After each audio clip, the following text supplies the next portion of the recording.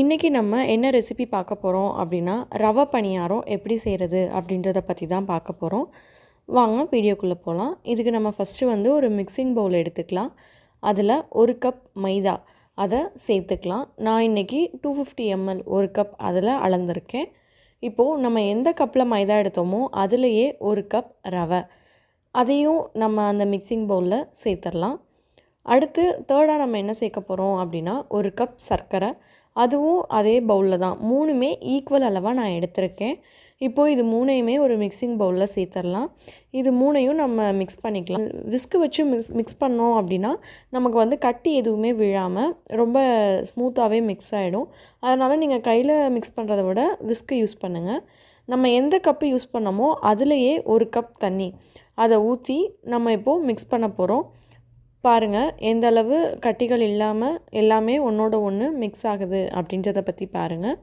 இப்போது ஓரளவு எல்லாமே மிக்ஸ் பண்ணிட்டோம். இப்போது நம்ம இந்த ஸ்டேஜில் என்ன பண்ண போகிறோம் அப்படின்னா, இதில் நான் இன்றைக்கி இது கொஞ்சம் சாஃப்டாக வர்றதுக்காக 2 பழுத்த வாழைப்பழம் இருக்குது இல்லையா, அதை மேஷ் பண்ணி இது கூட சேர்த்துக்க போகிறேன். அந்த மாதிரி நம்ம வாழைப்பழம் சேர்க்கும்போது அப்போ வந்து இன்னும் கொஞ்சம் சாஃப்டாக இருக்கும். இந்த வாழைப்பழம் வந்து உங்கள்கிட்ட இருந்ததுன்னா சேர்த்துக்கோங்க, அப்படி இல்லைன்னா சேர்க்க தேவையில்லை. நான் கொஞ்சம் நல்லா மசிச்சுட்டு தான் இதில் மிக்ஸ் பண்ண போகிறேன். இந்த வாழைப்பழத்தை இந்த மிக்சரோடு நம்ம சேர்த்துக்கலாம். இப்போது எல்லாத்தையும் நல்லா கலந்து விட்டுக்கலாம். இப்போது எல்லாமே ரெடி ஆகிடுச்சு. இப்போது இது கூட கொஞ்சமாக உப்பு, கொஞ்சம் 2 ஏலக்காவை தட்டி போட்டிருக்கேன், இதையும் சேர்த்துக்கலாம். இது எல்லாத்தையும் சேர்த்துட்டு மிக்ஸ் பண்ணிக்கலாம். இப்போ பாருங்கள் எந்த அளவுக்கு கன்சிஸ்டன்சி இருக்குது அப்படின்னு சொல்லிட்டு. இதோட நம்ம என்ன பண்ணோம் அப்படின்னா ஒரு 15 to 20 minutes அப்படியே இதை வந்து ஊற வச்சிடலாம். ஊற வச்சதுக்கப்புறம் எப்படி இருக்குதுன்னு நான் காமிக்கிறேன். பாருங்கள் 20 minutes ஆயிடுச்சு. எந்தளவு அது கொஞ்சம் கெட்டியாகி ஊறி இருக்குது அப்படின்னு சொல்லிட்டு. இப்போது நம்ம இதை ஃப்ரை பண்ணிடலாம். இப்போது ஒரு பேனில் எண்ணெய் சூடாகட்டும். எண்ணெய் சூடான உடனே நம்ம இந்த மிக்ஸ் பண்ணி வச்சுருக்கோம் இல்லையா, இதை வந்து கொஞ்சமாக கரண்டியில் எடுத்து ஒன்று மேலே ஒன்று படாமல் ஊற்றிக்கோங்க. இந்த மாதிரி நான் ஃபஸ்ட்டு ஊற்றிருக்கேன். இதுக்கு வந்து நல்லா பொரிஞ்சு ஃப்ரை ஆகி வரட்டும், வெயிட் பண்ணலாம். இதோட கலர் சேஞ்ச் ஆகிற வரைக்கும் இதை நம்ம வந்து ஃப்ரை பண்ணணும். இப்போது இது வந்து நல்லா வெந்து வரட்டும். இதை வந்து லைட்டாக ஸ்பூன் வச்சு நான் திருப்பி விட போகிறேன்.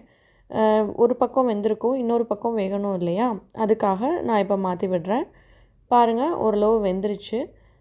இப்போது நம்ம இன்னொரு பக்கமும் வேக வச்சுக்கலாம்.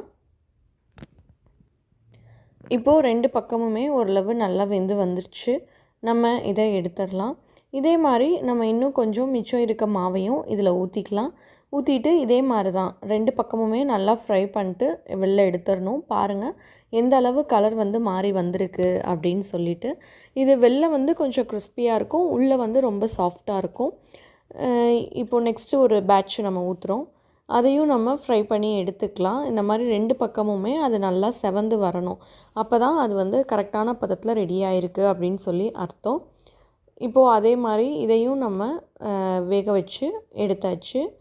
பாருங்கள் எந்தளவு இது வந்து கலர் சேஞ்ச் ஆகிருக்கு அப்படின்னு சொல்லிட்டு. இப்போது இது எல்லாத்தையுமே நம்ம வந்து ஒரு பிளேட்டுக்கு சேஞ்ச் பண்ணிக்கலாம்.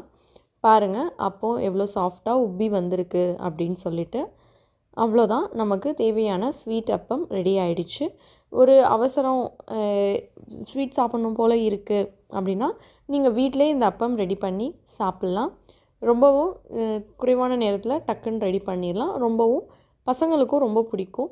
நீங்களும் இதே மாதிரி ட்ரை பண்ணி பாருங்கள். இதோட டேஸ்ட் எப்படி இருந்தது அப்படின்றத மறக்காமல் கமெண்ட் பண்ணுங்கள். இந்த வீடியோ உங்களுக்கு பிடிச்சிருந்தது அப்படின்னா மறக்காமல் சேனலை சப்ஸ்கிரைப் பண்ணுங்கள். தேங்க்ஸ் ஃபார் வாட்சிங்.